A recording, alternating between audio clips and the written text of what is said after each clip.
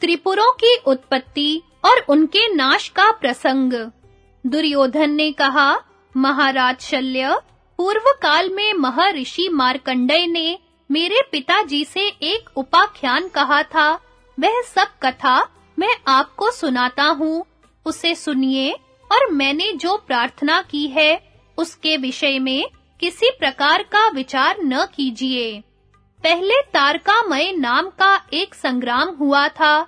उसमें देवताओं ने दैत्यों को परास्त कर दिया था। उस समय तारक दैत्य के ताराक्ष, कमलाक्ष और विद्युन्माली नाम के 3 पुत्र थे।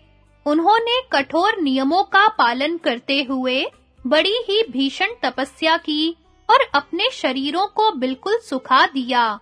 उनके संयम, तप, नियम और समाधि से पितामह ब्रह्मा जी प्रसन्न हो गए और उन्हें वर देने के लिए पधारे। उन तीनों दैत्यों ने सर्वलोकेश्वर श्री ब्रह्मा जी को प्रणाम किया और उनसे कहा, पितामह, आप हमें ऐसा वर दीजिए कि हम 3 नगरों में बैठकर इस सारी पृथ्वी पर आकाश मार्ग से विचरते रहें। इस प्रकार 1000 वर्ष बीतने पर हम एक जगह मिले। उस समय जब हमारे तीनों पुर मिलकर एक हो जाएं, तो उस समय जो देवता उन्हें एक ही बाण से नष्ट कर सके, वही हमारी मृत्यु का कारण हो। इस पर श्री ब्रह्मा जी ऐसा ही हो, यह कहकर अपने लोक को चले गए। ब्रह्मा जी से ऐसा वर पाकर वे दैत्य बड़े प्रसन्न हुए। उन्होंने आपस में सलाह करके मय दानव के पास जाकर 3 नगर बनाने को कहा। मतिमान मय ने अपने तप के प्रभाव से 3 पुर तैयार किए। उनमें एक सोने का, एक चांदी का और एक लोहे का था। सोने का नगर स्वर्ग में, चांदी का अंतरिक्ष में और लोहे का पृथ्वी में रहा। ये तीनों ही नगर इच्छा अनुसार आ जा सकते थे। इनमें से प्रत्येक की लंबाई चौड़ाई 100-100 योजन थी। इनमें आपस में सटे हुए बड़े-बड़े भवन और खुली हुई सड़कें थी तथा अनेकों प्रासादों और राजद्वारों से इनकी बड़ी शोभा हो रही थी। इन नगरों के अलग-अलग राजा थे। सुवर्णमय नगर तारकाक्ष का था, रजतमय कमलाक्ष का और लोहमय विद्युन्माली का। इन तीनों दैत्यों ने अपने शस्त्र बल से तीनों लोकों को अपने काबू में कर लिया। इन दैत्यों के पास जहां-तहां से करोड़ों दानव योद्धा आकर एकत्रित हो गए थे। इन तीनों पुरों में रहने वाला जो पुरुष जैसी इच्छा करता, उसकी उस कामना को मयासुर अपनी माया से उसी समय पूरा कर देता था। तारकाक्ष के हरि नाम का एक महाबली पुत्र था। उसने बड़ी कठोर तपस्या की। इससे ब्रह्मा जी उस पर प्रसन्न हो गए। उन्हें संतुष्ट देखकर हरि ने यह वर मांगा कि हमारे नगर में एक ऐसी बावड़ी बन जाए कि जिसमें डालने पर शस्त्र से घायल हुए योद्धा और भी अधिक बलवान हो जाएं। इस प्रकार ब्रह्मा जी से वर पाकर तारकाक्ष के पुत्र हरि ने अपने नगर में एक मुर्दों को जीवित कर देने वाली बावड़ी बनवाई। दैत्य लोग जिस रूप और जिस वेश में मरते थे, उस बावड़ी में डालने पर वे उसी रूप, उसी वेश में जीवित होकर निकल आते थे। इस प्रकार उस बावड़ी को पाकर वे सारे लोगों को कष्ट देने लगे तथा अपनी घोर तपस्या से सिद्धि पाकर वे देवताओं के भय की वृद्धि करने लगे। युद्ध में उनका किसी भी प्रकार नाश नहीं हो सकता था। अब तो वे लोभ और मोह से अंधे होकर एकदम मतवाले हो गए। उन्होंने लज्जा को एक ओर रख दिया और सब ओर लूट मार करने लगे। वरदान के मद में चूर होकर वे समय-समय पर जहां-तहां देवताओं को भगाकर स्वेच्छा से विचरने लगे। उन मर्यादाहीन दुष्ट दानवों ने देवताओं के प्रिय उद्यान और ऋषियों के पवित्र आश्रमों को नष्ट भ्रष्ट कर डाला।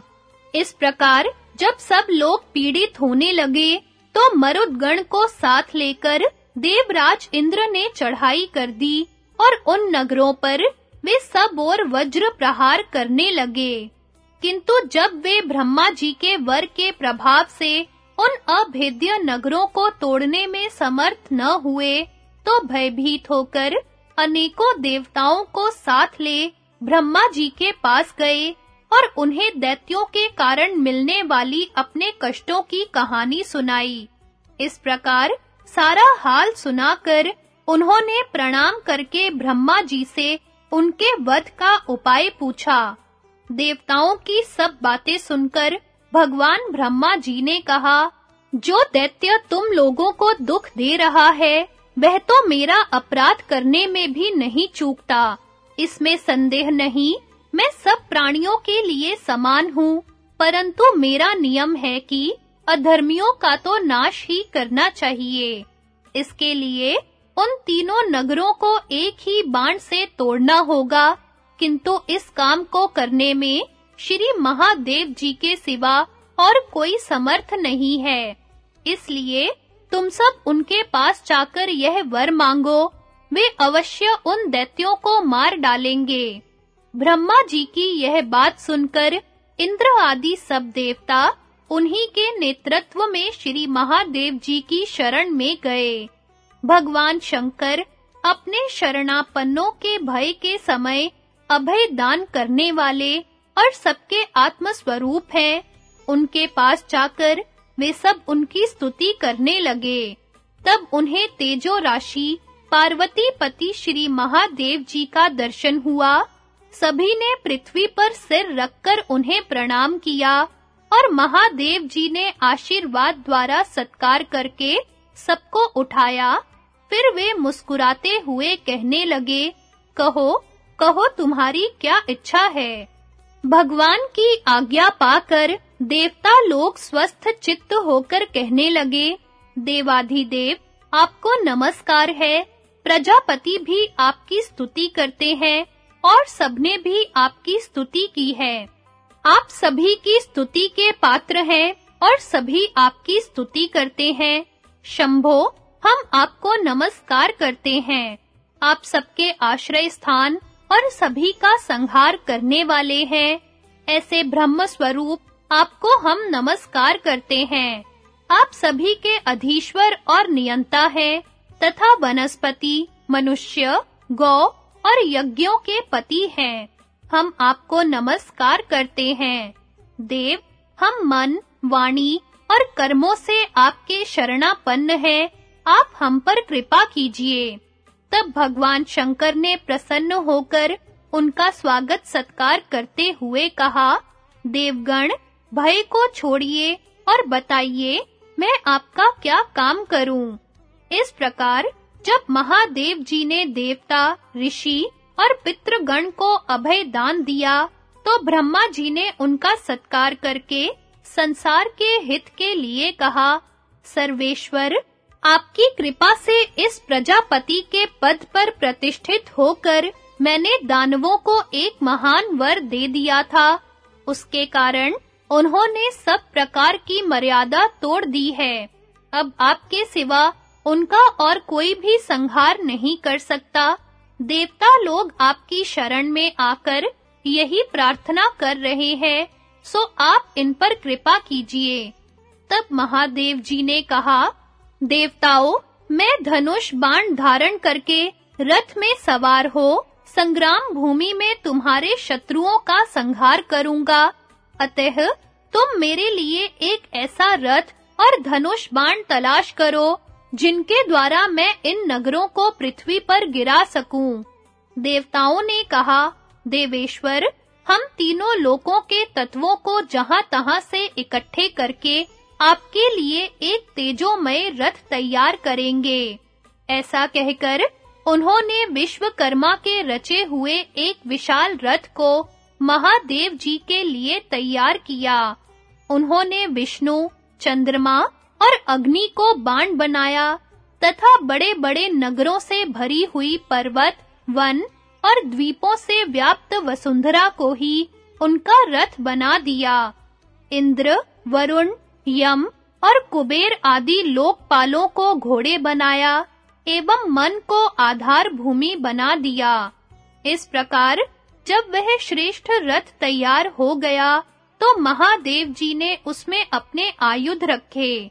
ब्रह्मदंड, कालदंड, रुद्रदंड और ज्वर ये सब और मुख किए तथा उस रथ की रक्षा में नियुक्त हुए। अथर्वा और अंगीरा उनके चक्र रक्षक बने।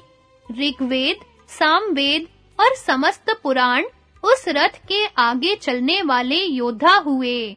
इतिहास और यजुर्वेद पृष्ठ रक्षक बने तथा दिव्यवाणी और विद्याएं पार्श्व रक्षक बनी। स्तोत्र तथा वष्टकार और ओंकार रथ के अग्रभाग में सुशोभित हुए। उन्होंने 6 ऋतुओं से सुशोभित संवत्सर को अपना धनुष बनाया तथा अपनी छाया को धनुष की अखंड प्रत्यंचा के स्थान में रखा। इस प्रकार रथ को तैयार देख वे कवच और धनुष धारण कर विष्णु, सोम और अग्नि से बने हुए दिव्य बाण को लेकर युद्ध के लिए तैयार हो गए। तब देवताओं ने सुगंध युक्त वायु को उनके लिए हवा करने को नियुक्त किया। तब महादेव जी समस्त युद्ध सज्जा से सुसज्जित हो पृथ्वी को कंपायमान करते रथ पर सवार हुए। बड़े-बड़े ऋषि, गंधर्व, देवता और अप्सराओं के समूह उनकी स्तुति करने लगे। इस समय भगवान शंकर खड्ग, बाण और धनुष धारण करके बड़ी ही शोभा पा रहे थे। उन्होंने हंसकर कहा, मेरा सारथी कौन बनेगा? देवताओं ने कहा, देवेश्वर, आप जिसे आज्ञा देंगे वही आपका सारथी बन जाएगा। इसमें आप तनिक भी संदेह न करें। तब भगवान ने कहा, तुम स्वयं ही विचार करके जो मुझसे श्रेष्ठ हो उसे मेरा सारथी बना दो। यह सुनकर देवताओं ने पितामह ब्रह्मा जी के पास जाकर उन्हें प्रसन्न करके कहा, भगवन, आपने हमसे पहले ही कहा था कि मैं तुम्हारा हित करूंगा, सो अपना यह वचन पूरा कीजिए। देव, हमने जो रथ तैयार किया है वह बड़ा ही दुर्धर्ष है। भगवान शंकर उसके योद्धा हैं। पर्वतों के सहित पृथ्वी ही रथ है तथा नक्षत्र माला ही उसका वरुथ है, किंतु उसका कोई सारथी दिखाई नहीं देता। सारथी इन सबकी अपेक्षा बढ़ चढ़कर होना चाहिए, क्योंकि रथ तो उसी के अधीन रहता है। हमारी दृष्टि में आपके सिवा और कोई भी इसका सारथी बनने योग्य नहीं है। आप सर्वगुण संपन्न और सब देवताओं में श्रेष्ठ हैं। अतः अब आप ही रथ पर बैठकर घोड़ों की रास संभालिए।